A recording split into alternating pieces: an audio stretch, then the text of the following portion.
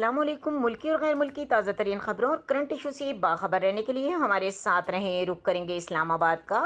وزیر اعظم عمران خان نے کہا ہے کہ 3 سال میں 70% خبریں میرے خلاف لگیں۔ اخباروں نے لکھا، ذائچے نکال کر وزیر اعظم آزاد کشمیر کو نامزد کیا۔ ان پر تنقید کریں تو سچی تنقید کریں۔ انہیں مسئلہ فیک نیوز اور پروپیگنڈے سے ان کی گورنمنٹ کرپشن میں نہیں کر رہی تو آزاد عدلیہ اور آزاد صحافت کوئی بھی فرق نہیں پڑتا۔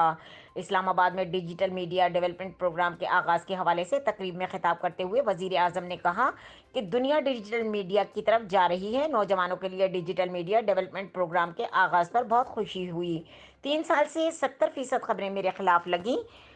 وزیر اعظم نے کہا کہ مجھے نہیں لگتا کہ انخلا سے عالمی سطح پر امریکی کی ساکھ کو فرق پڑے گا۔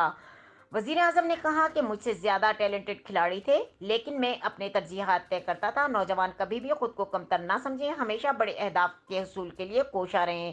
جتنی جدوجہد کریں گے آپ کو اتنا ہی پھل ملے گا۔ عمران خان نے کہا کہ ملک میں کچھ لوگ اپنے لیے زندگی گزارتے ہیں، کچھ قوم کے لیے۔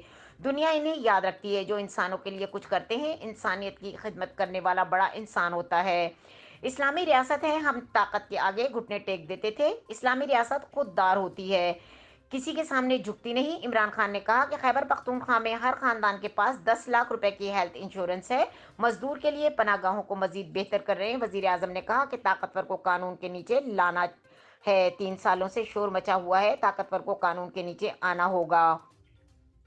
بڑے لوگ چوری کرتے تھے، انہیں کوئی پوچھنے والا نہیں تھا۔ عمران خان نے کہا کہ ہم فلاحی ریاست کی طرف سفر کر رہے ہیں جس معاشرے میں انصاف ہو، وہاں میرٹ ہوتا ہے۔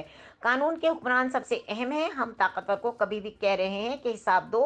NRO کیا ہے؟ یہ طاقتور ہیں جو کہتے ہیں کہ ہم خاص ہیں۔ وزیر اعظم نے کہا کہ بھیک مانگ کر گزارا کرنے والی قوم کی کوئی غیرت نہیں ہوتی۔